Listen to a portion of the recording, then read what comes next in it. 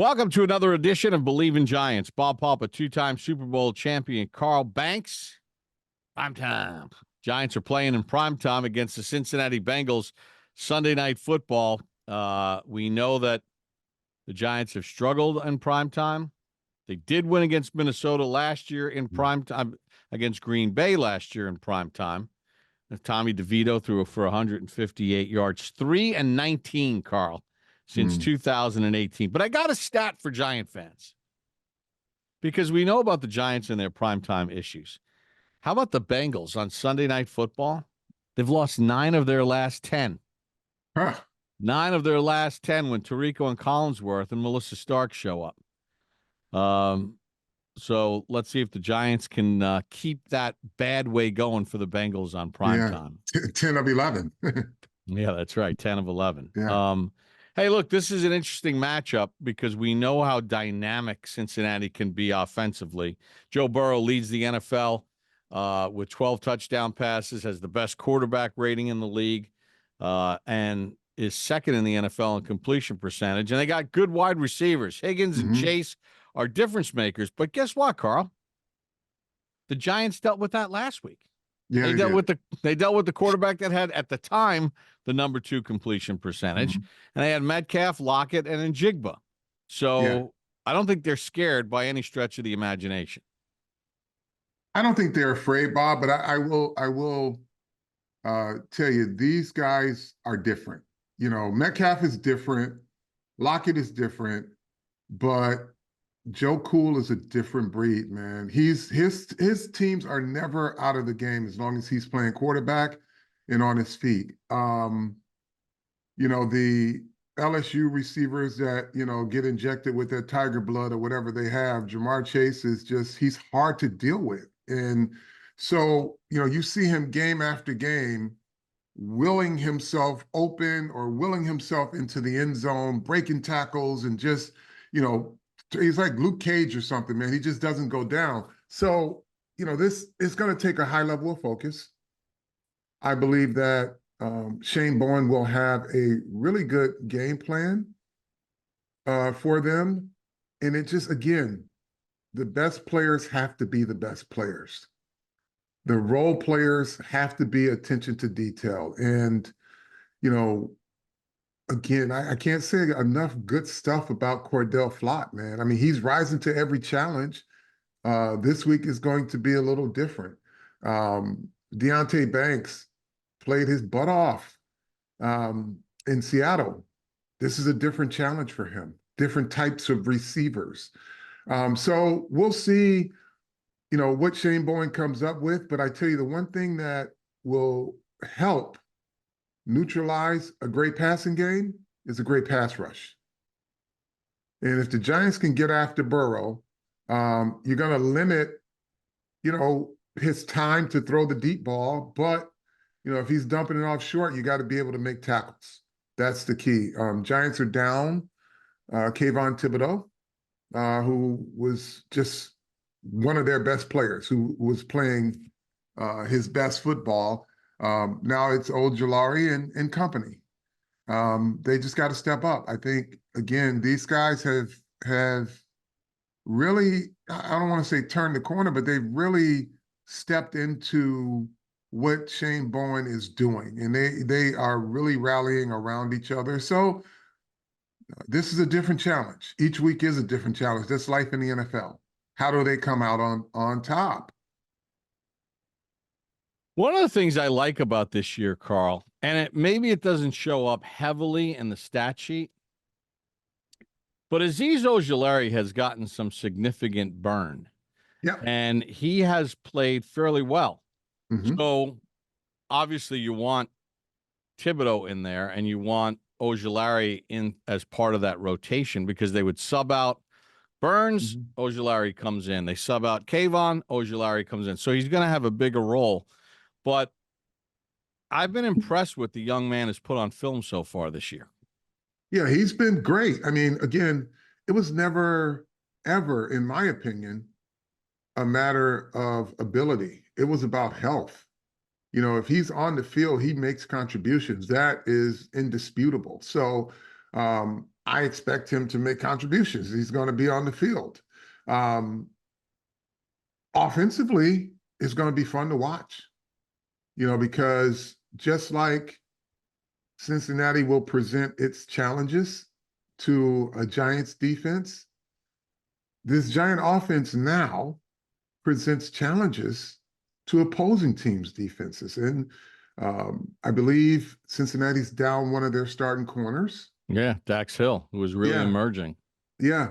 So, they have their hands full too. But again, and here's the other thing, there's some commonality in this Giant staff with the Cincinnati Bengals. Shane Bowen went against Joe Burrow in I think it was a conference championship. No, was it divisional round or conference round? I think divisional round. Divisional round.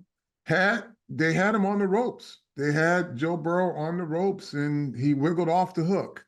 So he has familiarity with him, playoff familiarity, high stakes game. Brian Daboll coached against him in some of the biggest games he had in Buffalo. Had him on the ropes, he wiggles off. So I'm pretty sure on both sides of the football, they're expressing just how important it is to finish plays where you have opportunities to finish them, make every possession count, because you'll have some opportunities and you have to capitalize on those. The Giants are one of two teams in the NFL that has two receivers with at least 30 catches, Neighbors and Robinson. The only other team are the Houston Texans that have multiple receivers with over 30 catches. And, Carl, quietly, Daniel Jones is you talk about stacking, starting to stack games. Did you know that Jones has 3 games this year of 2 or more touchdowns with no interceptions, which is tied for the most in the NFL of games such of having at least 2 touchdowns and no interceptions in a game. He's got 3 of those games. He and Baker Mayfield are the only 2 quarterbacks to do that so far this year. I think about this game a little bit, Carl, kind of like I feel about the Cowboys playing the Lions this week, in the sense that, Dallas's 2 losses have been at home. The Giants, 2 of their 3 losses have been home. And, they should have won in Washington. They didn't win in Washington. They played well in Washington.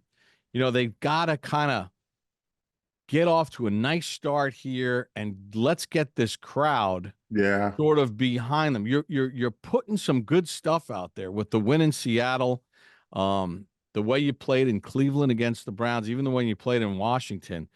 But they need to give the hometown fans a little juice here this weekend. Yeah. Offensively, it can't be one of these games where, at halftime you're getting booed off the field. There's a halftime ceremony coming up, with the 100 seasons honoring the 07 and 11 Giants. You got to play. You got to give the fans something here because they deserve it. Yeah. And, we've seen this Giant team prove that they're resilient, right? Now it's time to just get off to a fast start. Don't stumble out of the blocks and prove that you can come back and win. Get ahead, stay ahead, and finish the deal, because it's been a while since Giant Stadium was really rocking and just being that extra set of whatever it's offense or defense, just creating anxiety for the opposition. And I think if this Giant team get ahead, this crowd will help them stay ahead. The crowd will get into this, and it will be, that extra boost that either the defense or the offense needs. So that's important for this team. I mean, if they can get ahead, this Giant crowd will keep them ahead. Traditionally, under Lou Anarumo, former assistant with the Giants, the Bengals have been good defensively, but now with Dax Hill hurt, that ain't helping the cause. They're giving up 29 points a game, which is 31st in the NFL. And here's a key number. They're giving up third downs at almost 48%.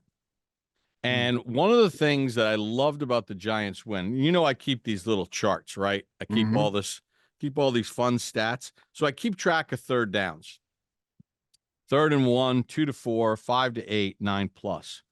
So the Giants have too many 9+s this season. 38%, 27 of their 72 attempts have been 9 or more yards. But what I really liked last week against a team that was struggling defensively, the Giants only had 2 9+s last week. And they stayed out of third downs in a lot of cases to keep the crowd out of the game. But they kept the third downs manageable. And I think, with Hendrickson, who can get after the quarterback, and some of the other guys that can get after the quarterback, stay on schedule, stay out of these 3rd and longs, and pick them apart, man. They're 48%. They're giving up third downs. And I think staying out of those 3rd and longs to me was critical last week. And staying out of third downs total. You get 6 and then you get 5. 1st and 10 again. Back to first down, yeah. And that's the key. Also, this offensive line, where the Giants are playing winning football is in that penalty category. They are not committing. Last week, they had no procedural calls in a hostile environment. That's winning offensive football. That keeps you on schedule. So whatever you gain or whatever you lose, you're not adding to that, or you're not taking away from that, because the procedural penalties are the ones that, you rip off a big play and there's a holding call or illegal formation or something like that. So they're doing a really good job there, and that's winning football. Again, get off to a fast start.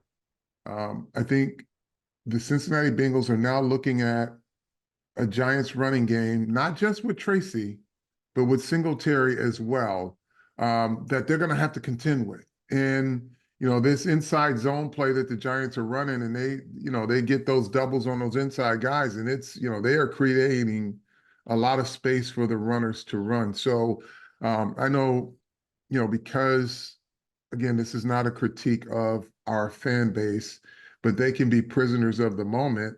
And with the great performance that Tyrone Tracy has, now, people want to ask, should he be running back 1, or should he?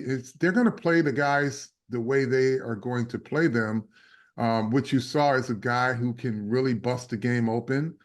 We're not discounting, nor will that coaching staff discount Singletary, because he is a good running back. He's a good NFL running back. So they've got a dual dynamic, or a dynamic duel. So let the coaches figure it out. I know it's a lot of excitement around Tracy, and the fact that, they have 2 backs that can really be productive and really give defenses different things to have to game plan for is to the advantage of this Giant offense.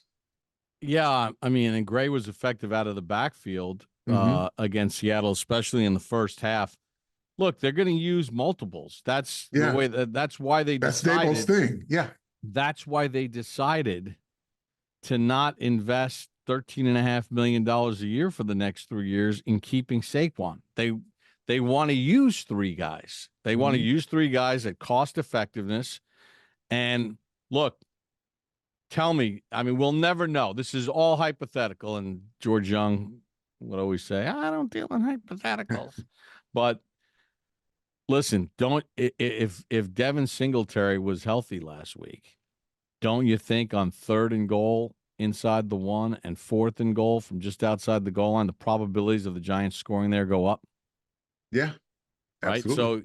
So, let all hands on deck. You want them all. Now, one thing the Giants can't do, sometimes they say stats are for losers. Look, the Bengals are 30th in the NFL in run defense. They're giving up 151 yards a game on the ground. But that was the narrative that we had going into the Dallas game. Had that turn out. So you gotta execute. You can't just expect, hey, we ran it really well last week. We expect to run it again really well this week without doing your job. Yeah, because if you know that the team is not good against the run, that team knows they're not good against the run. And you know what they do? They try to figure out how to be better against the run. Dallas, you thought the Giants were going to run right through them? They couldn't find daylight anywhere this run game for the Giants. So you've got to earn it. You've got to make them understand this is why you're ranked the way you are. You just can't come in and expect it. You've got to go out and convince them. You got to, by execution and blocking them, and then all of a sudden you'll start to see the trend that they are. But if you don't, and you give them a little bit of, courage, they'll just start stopping your run game. So you got to put the pedal to the metal, make them feel like, yes, we are 30th against the run, and we can't stop these guys. Because if you don't, and you take it for granted, they're going to have a good day stopping you. Yeah, they're tied for 28th. They've allowed 10 passing touchdowns. They have 6 sacks on the season. Meanwhile, the Giants lead the NFL with 22 sacks. And how about Dexter Lawrence? I mean, his 6 sacks is only second in the NFL right now to Aiden Hutchinson's 6.5. Wow. He's just, man, he's unstoppable. I mean, you are not going to block him with one player. It's unfair when he lines up, and he knows it. I mean, the guys that have to block him, they know it too. It's just unfair. Run support. Don't let Cincinnati get a running game going, because one of the things that Cincinnati has struggled with this year is their red zone offense. In their 16 trips, they have 7 touchdowns, 5 field goals, and 4 non-scores. 43% touchdown rate. How do you slow down a team in the red zone? You choke off the run game. Don't let them be able to run it in the red zone. That's something they can't fall asleep on with this Cincinnati team. Yeah, listen, Bob, again, it takes a different level of focus when you're playing the Cincinnati Bengals, because they have a quarterback his team is never out of the game as long as he's back there. So you gotta focus early and finish strong. It's just, you just can't feel comfortable when Jamar Chase and Joe Burrow are on the field. They're different. It's, look, NFL, it's always a different challenge each week. This one just happens to be the biggest because they've got one of the best quarterbacks in the league right now, outside of Patrick Mahomes, that you got to deal with. Those are 2 guys, when they're on the field, their teams are not out of football games. Yeah, and Chase is second in the NFL in receiving yards, 493. Second behind Nico Collins, 98.6 yards per game, and tied for first in the NFL with 5 touchdown receptions. And he could take something shallow and turn it into a big play. He can run by you. They can run that deep over, and he's going to outrun you to the ball. Yeah. So, the safeties have to be alert in this game too, because it's not like you're going to just put one guy on him and try to shut him down. No, you can't. And again, he runs through double coverage. He runs through safety help. If you're backside safety, and he looks like he's coming your way, you might want to get an early start, because he's going to run right by you like you're standing still on that over route. Carl, I'm sipping my Cherubundi right here. I don't know if you had your little shot yet this morning. Not yet. But, I like natural products, and this is all natural. It's got no sugar. And I've noticed a difference. Like, I'm in a tart cherry, which is what it is. And it really helps with soreness, recovery, helps you sleep a little bit better. But more importantly, it supports the immunity system. Now, 500 college and professional sports teams around the country, including every NFL team, have this in their facility. And it really does work wonders. It's just a nice regimen to use each and every day. You can get it on Amazon. You can go to cherubundi.com. That's CHERIBUNDI.com. And if you're in an area that has a Publix or a Kroger, you can pick it up. So I like the little bottles. I know you like the I like the shots. Pods, the shots. Yep. You just put it in nice ice cold water and let it rip. Nope. I just squeeze it right out. do the shot just like so. Yeah. Yeah. All right. So if you want to feel better, help your recovery, antioxidants, tart cherry is numero uno as far as that's concerned. Grab yourself some Cherubundi. And the thing is, those antioxidants are important, folks, because that is part of helping your immunity stay strong. And, when we're now coming up on, cold and flu season and all types of other stuff, you want to make sure that you get those antioxidants in and keep your immunity built up. So this is one tool that you can have in your toolbox. Yeah, I mean, weather's starting to change around the country. If you travel a lot for work and you're in and out of airports and all that other stuff, you want to at least give yourself a fighting chance. The Bengals are off to a rough start, 1-4, their worst start since 2019, which was Zach Taylor's first year. 0-5. They got a lot of talent. They're 1-1 on the road this season. I think it's such a big game for the Giants to get to that 500 mark. They missed a chance against Washington. They missed opportunities against Dallas, or else you could flip the script here and easily have them at 3-2. But as Parcells always said, you are what your record says you are. That's right. And I think this is a big game for them because they got 2 home games in a row.